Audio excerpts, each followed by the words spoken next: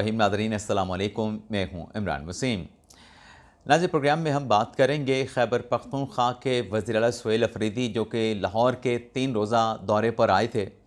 आज उनके 3 दिन का ये दौरा मुकम्मल हो चुका है और जब हम ये प्रोग्राम रिकॉर्ड कर रहे हैं, इस दौरे में सुहेल अफरीदी साहब ने जो मार्का सर करना था, वो मार्का सुहेल अफरीदी साहब सर नहीं कर सके। लेकिन वो इस दौरे को मुकम्मल करने के बाद या तो पेशावर रवाना हो चुके होंगे या अब से कुछ देर के बाद वो पेशावर के लिए रवाना हो जाएंगे। लेकिन इस रवानगी से कबल आज दिन का आगाज़ सुहेल अफरीदी साहब ने साफ़ियों के साथ मुलाकातों से किया। मुख्तलिफ़ सेशंस में मुख्तलिफ़ साफ़ियों के साथ उन्होंने मुलाकातें की। हर साफ़ी को मल्टीपल क्वेश्चन करने का मौका मिला। लेकिन नाज़रीन, मीडिया के साथ इस इंटरेक्टिव सेशन में सुहेल अफरीदी साहब को 2 से 3 सवालात ऐसे लगे कि शायद वो फुल टॉस हैं और उन सवालात पे सुहेल अफरीदी साहब ने छक्का लगाने की कोशिश की, बॉल को ग्राउंड से बाहर फेंकने की कोशिश की। लेकिन नाज़रीन, वो फुल टॉस नहीं थी। सहाफ़ियों के वो चंद सवालात दरअसल गुगली थे और उस गुगली को रीड ना करने पर अफरीदी साहब तो छक्का लगाने जा रहे थे, लेकिन अपनी किलियां, अपने स्टंप जो है वो उड़वा बैठे। अब वो सवालात क्या थे और इस सेशन में मज़ीद क्या सवालात हुए, कितने सेटिस्फैक्ट्री उन सवालात के जवाब थे, इस प्रोग्राम में नाज़रीन सारी डिटेल आपके साथ हम शेयर करेंगे। लेकिन प्रोग्राम का आगाज़ करने से पहले आपसे दरख्वास्त के चैनल को सब्सक्राइब कर लें, बेल आइकॉन का बटन प्रेस करें। वीडियो पसंद आए तो इसे लाइक और शेयर ज़रूर कीजिएगा। नाज़रीन, स्ट्रेट अवे हम बात करेंगे जो मंसूर अली खान साहब ने सवाल पूछा। एंकर हैं, सीनियर साफ़ी हैं। वैसे हमें तो ऐसे इंटरेक्टिव सेशन में ना तो पीटीआई वाले बुलाते हैं ना हुकूमत वाले बुलाते हैं। पीटीआई वाले वैसे गालियां देते हैं और हुकूमत वाले वैसे लिफ्ट नहीं कराते। लेकिन गालियां सोशल मीडिया पे खूब जो है वो सुनने को और पढ़ने को मिलती हैं। लेकिन चलें, ये वैसे मैंने लाइटर नोट पे जिक्र किया। मंसूर भाई ने सवाल ये पूछा कि जैसे अली अमीन गंडापुर साहब की जब वो वज़ीर आला थे, जो हाई लेवल्स की मीटिंग्स होती थी उनमें उनका आसिम मुनीर साहब के साथ भी इंटरेक्शन हो जाता था और फिर जब वो मुलाकात करके आते थे अली अमीन गंडापुर साहब, तो उनसे पूछा जाता था कि आपने इमरान खान से मुतल्लिक ये सवाल पूछा, ये बात की, वो बात की, क्या बात आपने की, क्या आपने बात नहीं की। अब मंसूर अली खान साहब के सवाल पूछने का अंदाज़ कुछ और हो सकता है, अल्फाज कुछ और सकते हैं, लेकिन सवाल उसका खुलासा यही था। उस पर बल्कि मंसूर भाई ने यह भी कहा कि जब आपकी मुलाकात आसिम मुनीर साहब के साथ होगी तो क्या आपने कुछ पॉइंट्स, कुछ चीज़ें लिख रखी हैं जो आप वहाँ पे जाके डिस्कस करेंगे, वहाँ पे एजिटेट करेंगे। तो पहले तो इस सवाल को जब उन्होंने एड्रेस किया, जनाब सुहेल अफरीदी साहब ने कहा कि बिल्कुल जब मुलाकात होगी, मैंने लिखा हुआ है, तो मैं अपने सूबे के मसाइल उनके साथ डिस्कस करूँगा। अब वो सूबे के वज़ीर आला ख़ुद हैं, सूबे के मसाइल उन्होंने ख़ुद एड्रेस करने हैं क्योंकि चीफ़ एग्जीक्यूटिव हैं। लेकिन वो उन्होंने आगाज़ इस बात से किया कि मैं आसिम मुनीर साहब के साथ सूबे के मसाइल डिस्कस करूँगा। इस बात को फिर क्लियर किया मंसूर अली खान साहब ने कि सूबे के सियासी मसाइल, जिस पर फिर अफरीदी साहब ने कहा कि बिल्कुल सूबे के सियासी मसाइल जो हैं मैं आसिम मुनीर साहब के साथ डिस्कस करूँगा। लेकिन नाज़रीन, ये बात भी, सवाल का ये जवाब भी अफरीदी साहब का सेटिस्फैक्ट्री नहीं था। तहरीक इंसाफ जो तहरीक चला रही है, तहरीक इंसाफ जो हुकूमत के ख़िलाफ़ जो मूवमेंट चला रही है, उसमें तहरीक इंसाफ का, इमरान खान साहब का क्या कहना है कि फ़ौज का सियासत में किरदार नहीं होना चाहिए, फ़ौज का सियासत में कोई रोल नहीं होना चाहिए। तो जब आपका मैनिफेस्टो ये है, आपका नारा ये है, तो फिर आप मंसूर भाई के सवाल पे जो छक्का लगाने की कोशिश कर रहे थे कि हाँ बिल्कुल, मंसूर भाई ने तो कहा भाई सियासी मसाइल डिस्कस करेंगे। पहले तो वो कह रहे थे कि नहीं, मैं सूबे के मसाइल डिस्कस करूँगा। भाई सियासी मसाइल भी आप कैसे डिस्कस करेंगे जब आप कह रहे हैं कि सियासी मामलात में फ़ौज का किरदार ना हो? तो फिर आप सियासी अपने जो मसाइल हैं सूबे के, वो कैसे वहाँ पे जाके फिर डिस्कस करेंगे? तो आप अपनी बात के, अपने नारे के ख़िलाफ़ जा रहे हैं। सियासी अगर सूबे के मसाइल हैं तो सियासी लोगों के साथ बैठ के उनको हल करें। दूसरा सवाल नाज़रीन, खैबर पख्तूनख्वा में दहशत गर्दों के ख़ात्मे के लिए इंटेलिजेंस बेस्ड ऑपरेशन से मुतल्लिक हुआ। ये मैंने जो पॉइंट्स निकाले हैं, मेरा दूसरा पॉइंट ये है। इस पे नाज़रीन, सोहेल अफरीदी साहब ने कहा कि ये मिलिट्री ऑपरेशन हम तो कहते हैं कि मसले का हल नहीं है, और कबाली अमायदीन भी ये कहते हैं, लेकिन उन्होंने कहा कि मिलिट्री ऑपरेशन दरअसल जो है ये अपनी मर्ज़ी अपनी अना के लिए कर रहे हैं। फ़ौज जो है मिलिट्री ऑपरेशन अपनी अना के लिए कर रहे हैं, और फिर उन्होंने कहा कि ये बदमाशी कर रहे हैं। फ़ौज जो है ये मिलिट्री इंटेलिजेंस बेस्ड ऑपरेशन करके बदमाशी कर रही है। भाई फ़ौज बदमाशी नहीं करती, फ़ौज ये मिलिट्री इंटेलिजेंस ऑपरेशन नहीं करती। आप अपने इदारों को स्ट्रेंथन कर लेते खुद ही। ये अमन व अमा की सूरत हाल तो आपके अपने डोमेन में आती थी। इतने सालों से, जब से नेशनल एक्शन प्लान बना है, आपने काउंटर टेररिज्म डिपार्टमेंट को स्ट्रेंथन नहीं किया, वहाँ पे आपने नफरी अपॉइंट नहीं की। अब पंजाब में या सिंध में वहाँ पर जो दहशतगर्दी के जो मामलात हैं उसको CTD देखती है, काउंटर टेररिज्म डिपार्टमेंट देखता है। आपने उसको स्ट्रेंथन नहीं किया तो तभी फ़ौज को जाके ऑपरेशन करने पड़ते हैं। कोई बदमाशी वो नहीं कर रहे होते। आपके सूबे में अमन को बहाल करने के लिए वो अपनी जानों का, अपने खून का नजराना पेश कर रहे होते हैं। आप कहते हैं कि वो बदमाशी कर रहे हैं। तीसरा पॉइंट नाज़रीन, एक सवाल के जवाब में अफरीदी साहब ने कहा कि अब सवाल क्या था नाज़रीन, वो जो पूरा प्रोपेगेंडा जब पहले दिन ये पंजाब असम्बली गए थे, साफियों ने क्या सवालात पूछे थे? यही ना कि आपको लाहौर कैसे लगा, लाहौर की सड़कें कैसे लगीं, लाहौर की आपको हरियाली कैसे लगी, लाहौर की आपको तरक्की कैसे लगी, लाहौर के आपको तरक्याती मंसूबे कैसे लगे। उसमें एक सवाल जो है वो स्मगलिंग से मुतल्लिक भी था, ड्रग्स की स्मगलिंग से मुतल्लिक भी था। आज वहाँ पे सारे सवालात हुए, यही सवालात हुए, इन सवालात का जवाब भी दिया गया। मैंने जब अफरीदी साहब लाहौर पहुँचे थे तो मैंने इतना ज़रूर कहा था कि साफ़ियों के सवाल करने का अंदाज़ मुनासिब नहीं था। सवाल बेहतर तरीके से एड्रेस हो सकते थे, बेहतर तरीके से आप सवालात को फ्रेज़ कर सकते थे।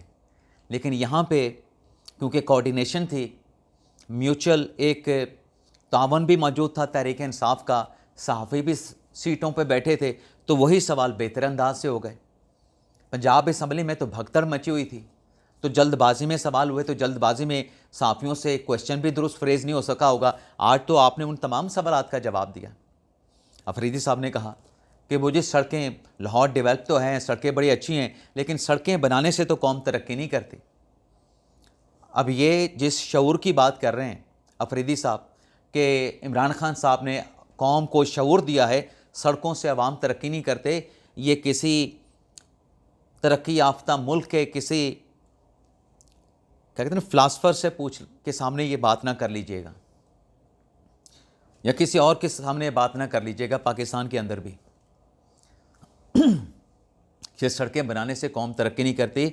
सड़कें बनाने से जो लोगों का जो मतलब पंजाब है, यहाँ चलें आप खैबर पख्तूनख्वा ले लें, फल फ्रूट वहाँ पे पैदा होते हैं। अगर सड़कें नहीं होंगी, वो फ्रूट जो है, वो पीच है जी, आड़ू है जी, खुबानी है, आलू बुखारा है, जब सड़कें नहीं होंगी तो वो तो वहीं पे गल सड़ जाएगा जहाँ पे वो उसकी पैदावार हुई। सड़कें होंगी तो वो फल की जो काश्त है, जो फसल है, वो मंडी तक पहुँचेगी। तो सड़कें बनाने से कौम बनती है। सड़कें होंगी तो पहाड़ पे बैठा जो एक शहरी है, जो पाकिस्तानी है, जो अपनी फैमिली के साथ रहता है, वो अपने बच्चों को नीचे स्कूल में पढ़ने के लिए भेजेगा। सड़कें नहीं होंगी तो कैसे भेजेगा? सड़क नहीं होगी तो उसके पास राशन कैसे पहुंचेगा? और जब सड़कें बनती हैं तो रोज़गार के और भी मौके पैदा होते हैं। लेकिन आज ये सारे सवाल पूछे गए। मंसूर भाई कह रहे थे कि NBP गाड़ियाँ जो नॉन कस्टम पेड NCP गाड़ियाँ, उससे मुतल्लिक सोहेल अफरीदी का जो जवाब था वो इत्मीनान बख्श नहीं था। मैं तो कहता हूँ बाकी अभी ऊपर जो मैंने जिक्र किया उन सवालों का जवाब भी उनका सेटिस्फैक्ट्री नहीं था। और जहाँ तक सोहेल अफरीदी साहब ये कह रहे थे ना कि कायदे आज़म ने कबायली एरियाज़ को 100 साल तक की रियायत दी थी कि आप NCP गाड़ियाँ, नॉन कस्टम पेड गाड़ियाँ इस्तेमाल कर सकते हैं। कायदे आज़म मोहम्मद अली जिन्ना विजनरी लीडर थे, लेकिन शायद उनको भी नहीं पता था और डेफिनेटली नहीं पता था कि 2000 से चंद साल पहले और 2000 के बाद का पाकिस्तान कैसा होगा। 2000 से पहले का और 2000 के बाद का ये रीजन कैसा होगा, अफ़गानिस्तान कैसे होगा, दहशतगर्दी के मसाइल क्या होंगे। उस वक्त तो दहशतगर्दी का कोई चक्कर भी नहीं था जब कायद-ए-आज़म मोहम्मद अली जिन्ना ने ये कंसेशन दिया था, और ये कंसेशन दिया गया था कबायली एरिया को। चलें इसी बात पे आ जाते हैं। कबायली एरिया तो ख़त्म हो गए, जो ट्राइबल एरिया का खैबर पख्तूनख्वा में इंज़माम हुआ उसके बाद तो ट्राइबल एरिया ख़त्म हो चुके हैं, फाटा पाटा सारे ख़त्म हो चुके हैं। वो खैबर पख्तूनख्वा के जो लॉज़ हैं उनके नीचे आ चुके हैं, तो फिर उन लॉज़ की इम्प्लीमेंटेशन करवाई जाए। और फिर एक और सवाल के जवाब में जनाब सोहेल अफरीदी साहब ने कहा कि मुज़ाहमत होगी तो मफ़ामत होगी। ये बात माज़ी में जब इमरान खान साहब हुकूमत में थे तो मरीम नवाज़ ने भी की थी कि मुज़ाहमत से ही मफ़ामत का रास्ता निकलेगा। लेकिन ये जो अफरीदी साहब बात कर रहे हैं ना, आज की उनकी बात का मरीम नवाज़ की बात के साथ कोई कंपैरिजन नहीं। मैं कुछ हक़ाइक़ आपके सामने पेश करूँगा। जब मरीम नवाज़ ने कहा था ना कि मुज़ाहमत होगी तो मफ़ामत का रास्ता निकलेगा, उस वक्त जो खान साहब के अपने इत्तेहादी थे वो खान साहब के साथ नहीं थे। खान साहब का अपना इंटरव्यू, अपने बयानात मौजूद हैं कि हमें पार्लियामेंट में लेजिस्लेशन के लिए जो अरकान हैं, जो वोट हैं, वो सिक्योरिटी इंटेलिजेंस एजेंसियों के ज़रिए हमें अपने वोट पूरा करने पड़ते थे। यानी वो मजबूरी के साथ इमरान खान साहब के साथ चल रहे थे। और जो इस्टेब्लिशमेंट थी, उस इस्टेब्लिशमेंट के भी, बाजवा साहब की इस्टेब्लिशमेंट थी, फैज़ हमीद साहब थे, उनके भी बहुत सारे रिजर्वेशन थे। भाई आपके गवर्नेंस के बहुत सारे मसाइल खैबर पख्तूनख्वा में भी हैं, पंजाब में भी हैं और मरकज़ में भी हैं। ना आपकी फ़ॉरेन पॉलिसी चल रही है, दोस्त ममालिक तो छोड़ें, दुनिया के किसी मुल्क के साथ आपके अच्छे ताल्लुकात नहीं। आप सफारती महाज पर भी कामयाबी हासिल नहीं कर पाए। पंजाब में आपने बुज़दार बिठा दिया है, खैबर पख्तूनख्वा में आपने महमूद खान को बिठा दिया है।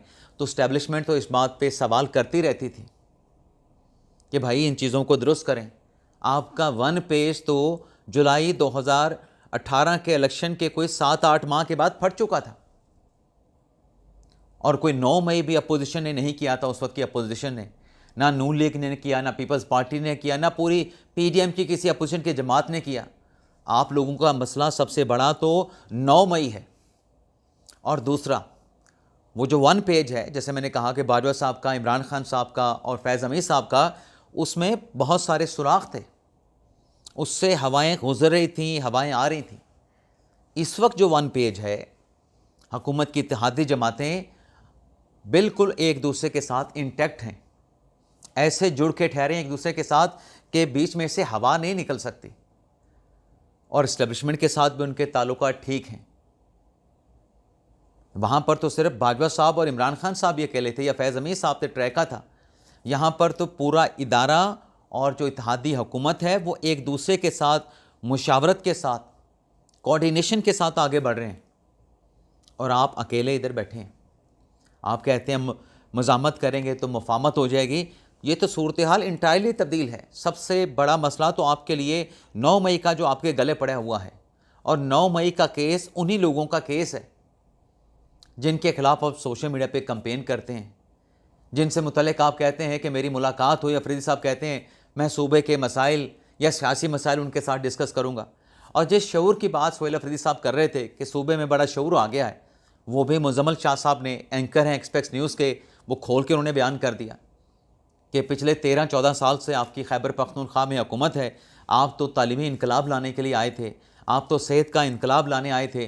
पिछले 13 सालों में, 14 सालों में जो खैबर पख्तूनख्वा का लिटरेसी रेस है वो 50%, 13 साल पहले था, आज भी 50% है। 50 लाख बच्चे खैबर पख्तूनख्वा के घरों से बाहर हैं। अब इस पर अफरीदी साहब क्या कहते हैं, वो जी हमने नया सर्वे करवाया है, उसमें 50 लाख बच्चे नहीं बल्कि 26 लाख बच्चे बाहर हैं। भाई 26 लाख भी बाहर होना, जो कि अफरीदी साहब भी एतराफ़ कर रहे थे कि नहीं होने चाहिए, कि 14 साल से जब आप वहाँ पे हुकूमत कर रहे हैं, आपका तो मैनिफेस्टो यही था कि हमने जो बच्चे स्कूल नहीं जा रहे उनको हमने स्कूलों में लेके जाना है। आपने पहले दिन यही कहा था, इमरान खान साहब ने यही कहा था। जब आपको खैबर पख्तूनख्वा में हुकूमत मिली थी तो आप तो बच्चे नहीं ले पाए ना। कौन सा शऊर आपने दिया आवाम को? और फिर असीर क़यादत की फ़ैमिली के लोगों के साथ मुलाकात की और परवेज़ इलाही साहब को भूल गए। परवेज़ इलाही साहब के साथ मुलाकात करना याद ही नहीं था, उनके शेड्यूल में नहीं था। और फिर आगे चल के नाजरीन ड्रग्स से मुतल्लिक क्या बात करते हैं। वादी तीरा में जो ड्रग्स की स्मगलिंग, ड्रग का कारोबार होता है, उस पर अफरीदी साहब कहते हैं कि ये बिल्कुल ऑपरेशन करें तो हम इनको फैसिलिटेट करेंगे। भाई ये क्यों ऑपरेशन करें? सिक्योरिटी फोर्सेस क्यों ऑपरेशन करें? ये तो आपको करना चाहिए था। फिर आप कहते हैं फ़ौज बदमाशी कर रही है। वादे 13 में जब आप एक्सेप्ट कर रहे हैं कि ड्रग माफिया वहाँ पे मौजूद है, ड्रग का कारोबार होता है, ये फिर आपको ऑपरेशन करना चाहिए। आप फिर उनकी तरफ क्यों देख रहे हैं? एक तरफ कहते हैं कि वो बदमाशी करते हैं, दूसरी तरफ कहते हैं कि ऑपरेशन करें, हम फैसिलिटेट करेंगे। ये तो मीठा मीठा हप हप और कड़वा कड़वा थू थू। एक तरफ आप कोई बात करते हैं, दूसरी तरफ आप कोई बात करते हैं। आपकी पहली बात दूसरी बात के साथ मैच नहीं कर रही होती। और फिर नाजरीन, जैसे मैंने आगाज़ में कहा कि दौरे का तो इख्तिताम हो चुका है, लेकिन दौरे से पहले नाजरीन जो शाहिद खटक साहब हैं, उन्होंने एक वीडियो बयान जारी किया कि अफरीदी साहब जो हैं वो जाना चाहते हैं उमर सरफराज चीमा साहब के घर में और हसन न्याजी साहब के घर में, लेकिन रास्ते बंद कर दिए गए। तो उनके इस वीडियो बयान पे सोशल मीडिया के सार्फिन ने शाहिद खटक साहब को आड़े हाथों ले लिया। पहले तो कहा गया कि जो वीडियो ये दिखा रहे हैं उसमें रास्ता तो साफ नज़र आ रहा है, खुला हुआ है, कोई बैरियर वहाँ पे नज़र नहीं आ रहा। और दूसरा, सोशल मीडिया के सार्फिन का ये कहना था कि ये बंदा जिसकी टांग टूट गई थी, 10 से 15 दिन के अंदर इसकी टांग जुड़ गई, ये प्लस्तर लगवा के बेड पे लेटा हुआ था, ये तो झूठा आदमी है, इसकी बात का यकीन क्यों करें, इसकी बात का एतबार क्यों करें? तो शाहिद खटक साहब की बात का किसी ने यकीन नहीं किया। और फिर नाजरीन एक और अहम खबर भी आपके साथ शेयर करने, वो ख़बर नाजरीन ये है कि जो इस्लामाबाद कचहरी में धमाका हुआ था, बल्कि PTI की एक और ख़बर सुन लें। ये जो दौरा करके अफरीदी साहब वापस गए ना, हो सकता है अगले घंटों में चले जाएं, अभी गए तो नहीं है, या सुबह जाएं, धुंध की वजह से ना जा सकें। इस दौरे की जो तवक्कुआत थी वो पूरी नहीं हुई, क्योंकि तहरीक इंसाफ खैबर पख्तूनख्वा के डेलीगेशन की जो पंजाब की क़यादत है, उनके साथ अच्छी खासी मुँहमारी हुई है, भरमी हुई है, जिसमें KP से आए मेहमानों का, डेलीगेशन का ये कहना था, यार अगर आप अपनी गलियों से भी 10-10, 15-15 लोग निकाल लेते तो अच्छा खासा मजमा इकट्ठा हो जाता। आपने तो तवक्कुआत के मुताबिक कोई तैयारी नहीं कर रखी थी।